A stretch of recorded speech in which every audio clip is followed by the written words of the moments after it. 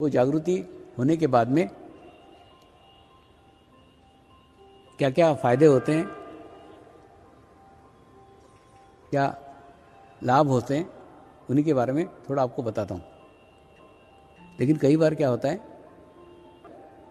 माँ जब गर्भवती होती है ना, तो गर्भवती होने के बाद में वो जब मेडिकल चेकअप करने आती है तो सबसे पहले मैं गर्भवती हुई इसकी जानकारी सबसे पहले माँ को होती है।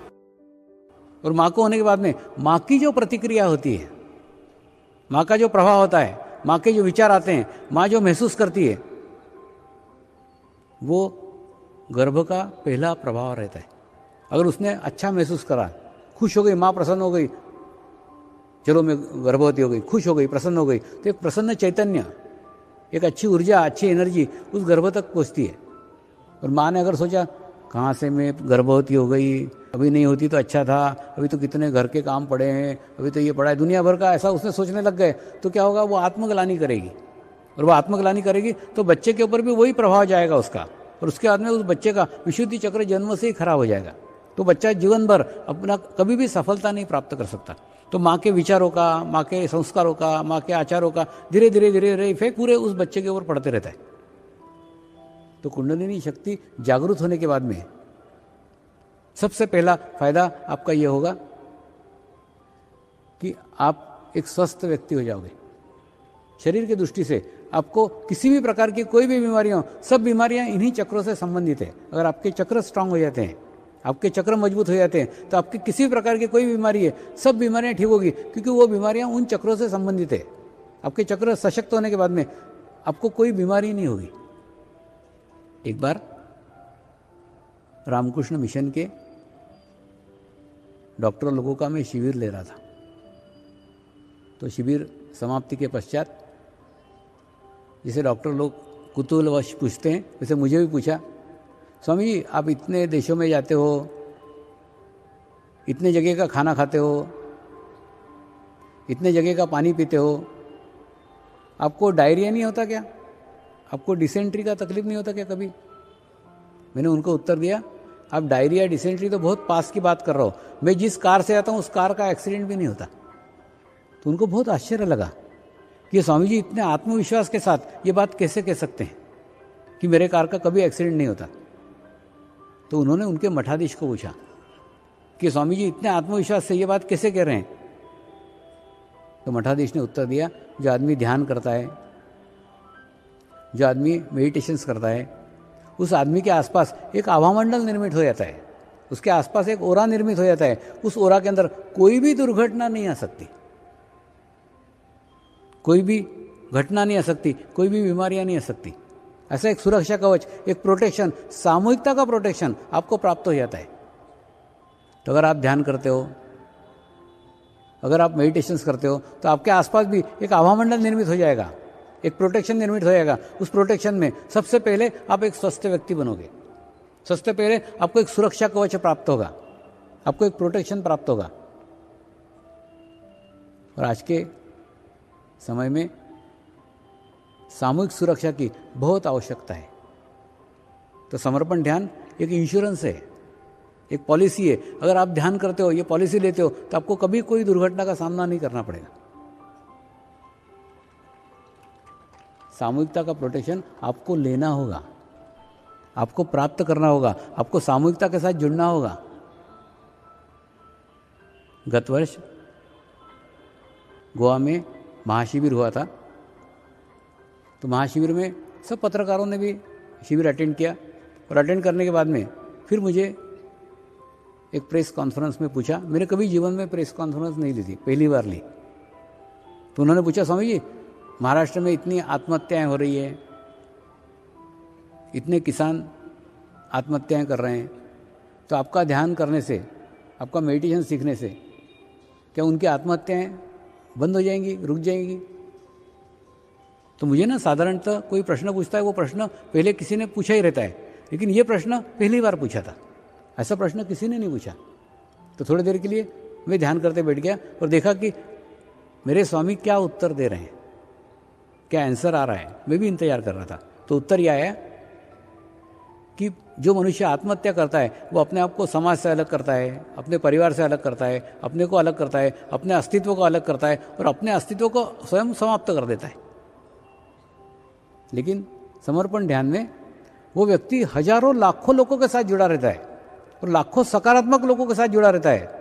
इतनी बड़ी सकारात्मक सामूहिकता उसके पास में जुड़ी रहती है, तो वो कभी भी अपने आप को अलग नहीं महसूस करता। वो कहीं भी रह रहा हो, किसी भी स्थिति में हो, उसको मालूम है मैं अकेला नहीं हूँ, मेरे साथ लाखों लोगों की सामूहिकता है, मेरे लाखों लोगों की कलेक्टिविटी है। तो जब अपने आप को वो अलग ही नहीं कर पाता तो वो आत्महत्या भी नहीं कर सकता।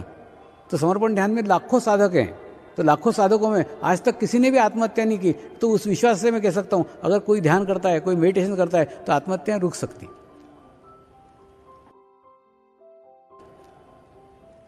जिस प्रकार से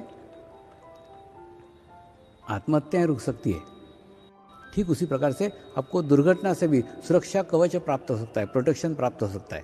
लेकिन उसके लिए ध्यान करके आपको ही आपके आसपास वो आभामंडल निर्मित करना होगा।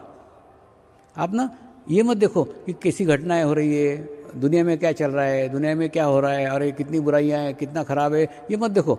आप ये देखो ही मत कि अंधेरा कहाँ तक है, क्योंकि आप देखने जाओगे ना अंधेरा कहाँ तक है, देखते देखते देखते आपका जीवन समाप्त हो जाएगा। लेकिन अंधेरा समाप्त नहीं होगा। तो अंधेरा अगर समाप्त करना हो तो बस अपना खुद का दिया जला लो, छोड़ दो दुनिया को। अब अपना दिया जला लो तो आपके आसपास प्रकाश ही प्रकाश हो जाएगा, आपके पास से सारा अंधेरा चला जाएगा।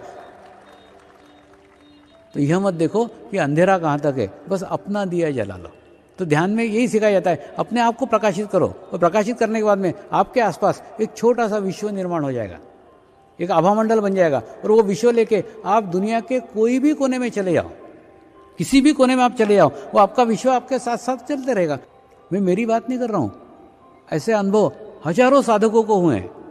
उनका विश्व वैसा ही रहता है, कहीं भी जाओ तो एकदम व्यवस्थित रहता है, सब अच्छा रहता है। क्यों अच्छा रहता है? क्योंकि वो खुद अच्छे रहते हैं, उनके आसपास एक सकारात्मक एनर्जी रहती है। बुरे लोगों के बीच में भी जाएंगे तो बुरे लोग भी उनके लिए अच्छा कार्य करने लग जाते हैं। तो पहला फायदा आपका यह होता है कि जागृति होने के बाद में आप स्वस्थ व्यक्ति हो जाते हो, आपको स्वास्थ्य लाभ प्राप्त होता है।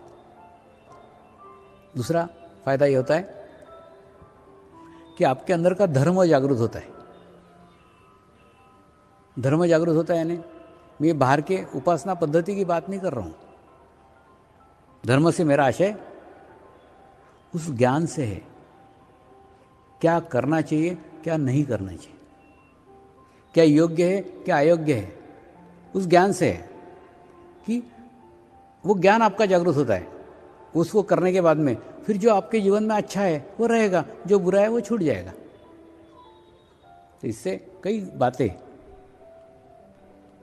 कई चीज़ें आपने आपके जीवन में पकड़ के रखी हुई है कि ये बहुत अच्छी बातें हैं, ऐसा करके पकड़ के रखिए। मतलब उनको बुरी बातें समझ के नहीं पकड़ा है, अच्छी बातें समझ के पकड़ के रखा है। क्यों?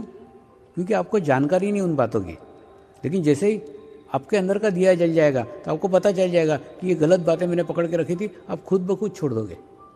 देखिए जैसे एक हॉल के अंदर मैं बैठा हुआ हूँ और मैंने एक सांप को रस्सी समझ करके पकड़ के रखा है कि ये रस्सी है, ऐसा करके मैंने पकड़ के रखा है। लेकिन आप बाहर से देख रहे हो कि आपको मालूम है कि ये तो रस्सी नहीं, ये तो सांप है, और आप बाहर से खूब चिल्ला रहे हो कि स्वामी जी आपने तो रस्सी नहीं, आपने सांप को पकड़ा है। और मैं बोलूँगा नहीं नहीं सांप थोड़ी, ये तो रस्सी है। मतलब मैंने तो रस्सी समझ के पकड़ के रखा है लेकिन था सांप। लेकिन उनमें से एक व्यक्ति अंदर आता है और अंदर आके हॉल का लाइट जला देता है। लाइट जलाने के बाद में जैसे ही प्रकाश होता है तो प्रकाश होने के बाद में एकदम मेरे को दिखता है कि अरे ये तो रस्सी नहीं है, तो सांप है। मैं फट से सांप छोड़ देता हूँ। ठीक उसी प्रकार से कई बातें हमने हमारे जीवन में खूब पकड़ के रखी हुई है और अच्छी है करके पकड़ के रखी हुई है। तो जैसे हमारी आत्मा प्रकाशित होगी, जैसे हमें आत्म साक्षात्कार प्राप्त होगा और आत्मा जागरूक होने के बाद में आपको पता चल जाएगा कौन सी चीज़ें अच्छी है और कौन सी चीज़ें बुरी है। तो जो चीज़ें आपके जीवन में पकड़ के रखी हुई है और बुरी है वो छूट जाएगी। जो आपके जीवन में अच्छी है और आपने पकड़ के रखी है वो बनी रहेगी। तो कौन सी चीज़ अच्छी है और कौन सी चीज़ बुरी है इसके ऊपर ध्यान मत दो।